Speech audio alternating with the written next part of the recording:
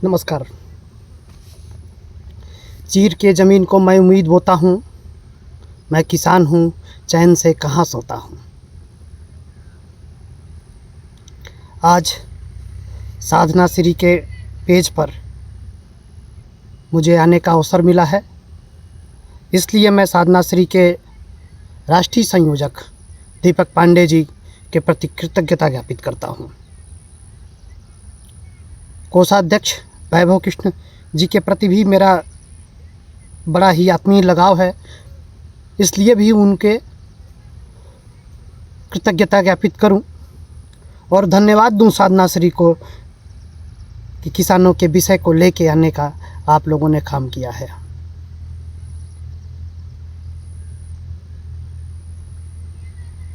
आज का जो विषय है, मैं किसान हूं। मैं प्रवीण गुंजन, लंबे समय मेरी उपज छात्र राजनीति की है और छात्र राजनीति करते समय ही मैं विद्यार्थी परिषद, एक संगठन विद्यार्थी परिषद, अखिल भारतीय विद्यार्थी परिषद का सदस्य बना।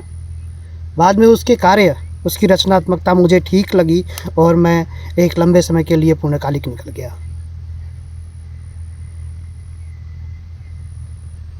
और समय पिताजी के जाने के बाद मुझे माँ की सेवा के लिए घर में आना था।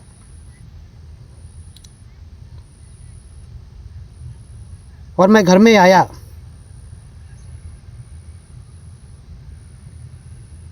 और लंबे समय बाद आप लोगों ने मुझे याद किया, इसके लिए एक बार फिर से मैं आपको बहुत कृतज्ञ हूँ। आपके इस विषय के लिए और क्या बताऊँ। मैं किसान हूँ। खेत हमारे तीर्थ हैं और अन्न हमारे आराध्य। अन्य सारे जिंदगी के साधन हैं और साध्य भी हैं। हम किसानों के लिए कर्म ही धर्म है।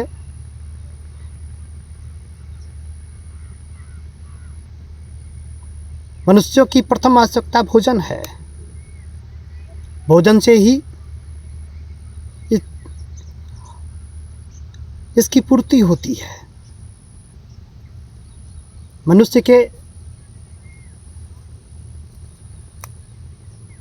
सभी उद्यमों का आधार अन्न ही है और जीवन पर्यंत अन्न संरक्षण करने का सौभाग्य ही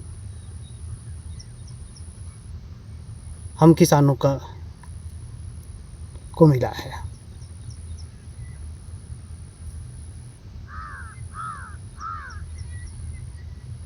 कुछ लोग हमें किसान कहते हैं, कुछ लोग कृषक कहते हैं, किंतु जब कोई हमें अन्नदाता कहकर पुकारता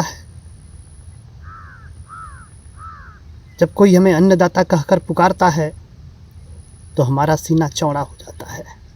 हम किसान धरती माता के संतान हैं। कृषि कार्य से मैं आपको बताऊं, कृषि कार्य से जुड़ाव मात्र उदर पूर्ति का अर्थ नहीं है। इसमें हमारा परमार्थ भी निहित है और परमार्थ वही कर सकता है जो अपनी बुनियादी संस्कृति और विश्वास बनाए रखे है।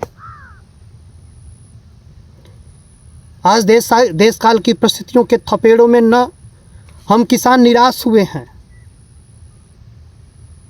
न क्षुब्ध हुए हैं। यही असल धार्मिकता है। हम पिछड़े नहीं हैं।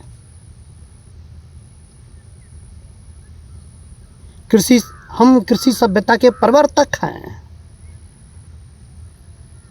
हम सनातन संस्कृति के उन्नायक भी हैं। हम प्रकृति के संविधान के गायक भी हम ही हैं।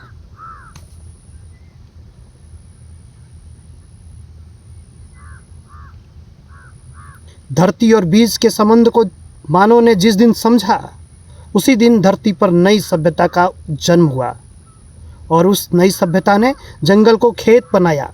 खेत बने तो गांव बसे। धरती माँ बनी, धरती माँ बन गई और हम पुत्र। प्रकृति हमारे लिए पूजनीय हो गई। मेघ, वायु, अग्नि, सूर्य, चंद्रमा देवता बन गए। धरती के पहले सम्राट महाराजा पृथु से हमारा गहरा संबंध है। कहते हैं जब धरती उबड़ खाबड़ थी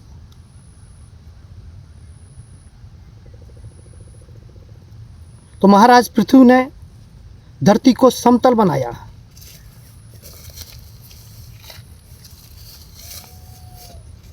और वो खेती का सूत्रपात महाराज पृथु ने ही किया था। इसीलिए इस धरती का नाम महाराज पृथु के नाम पे पृथ्वी पड़ा।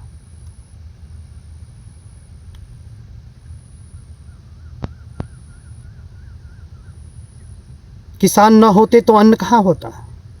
मनुष्य का सारा ज्ञान विज्ञान पंगु हो जाता है। वो भी भूखा रहता या पानी पीकर ईश्वर को कोसता। हमारे पसीने से रस पाकर अन्न आते हैं।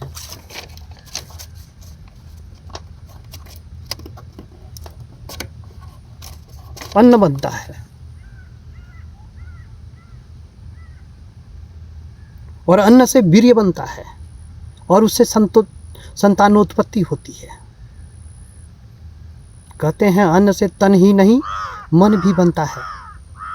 शास्त्रों में कहा गया है जैसा खाए तन वैसा होए मन। परंतु वर्तमान युग के पढ़े लिखे लोग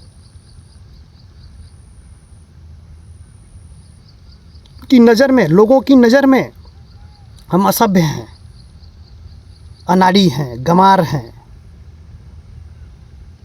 मूर्ख हैं। हम किसान तब उनके गुरुओं पे तरस खाते हैं। यह शिक्षा का विकृत रूप ही है जो प्रकृति से निरंतर उनको दूर कर रही है। उनके लिए अन्नदाता नहीं है, अन्न उत्पादक है। साफ साफ कहें कि मजदूर हम उनके लिए उत्पादक हैं। यूँ साफ साफ कहें कि हम उनके लिए मजदूर हैं या देहाती हैं, अनपढ़ हैं या गंवार हैं। एक ज़माना था जब हमारे देश में खेती को सबसे उत्तम कार्य माना जाता था। किसानों के महाकवि माघ की एक प्रसिद्ध कहावत है, उत्तम खेती मध्यम बान, निषिद्ध चाकरी भीख निदान। अर्थात खेती सबसे उत्तम कार्य है, व्यापार मध्यम है, नौकरी निषिद्ध है और भीख मांगना तो सबसे बुरा काम है। लेकिन आज अपने देश की हालत देखिए, उस पर नज़र डालिए तो आजीविका के रूप में खेती अच्छा कार्य नहीं माना जाता है। आज हर रोज़ किसान खेती छोड़ रहा है, कुछ छोड़ देना चाहते हैं। देश में किसानों का आंदोलन अब आम हो गया है। किसान बेबस निराश होकर मृत्यु को गले लगा रहा है।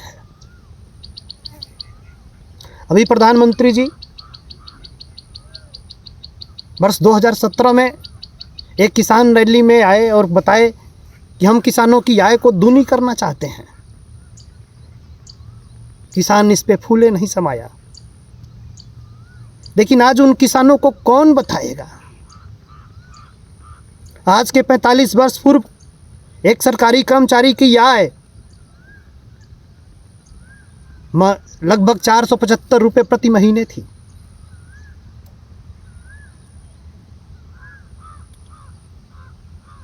और आज वो 150 गुना बढ़ के 40,000 पार चला गया है। स्कूल शिक्षकों की वेतन को देखेंगे तो उनमें 150 से 200 गुना बढ़ा है। किसी किसी सेक्टर में 300 गुना तक बढ़ा है। लेकिन आज के 45 वर्ष पूर्व गेहूं की कीमत 60 रुपये कुंटल थी, आज 27 गुना बढ़कर 1800 के आसपास हुई है। और आज 1800 के आसपास हुई है। आज़ादी के 75वीं वर्षगांठ हम 2022 में मनाने जा रहे हैं और तब तक 2022 तक किसानों की आय दूनी करने की भी बात हो रही है। तो एक तरफ 150 गुना आय में वृद्धि होती है और एक तरफ हम किसानों की आय में 2 गुना वृद्धि के लिए बहस कर रहे हैं आप लोग।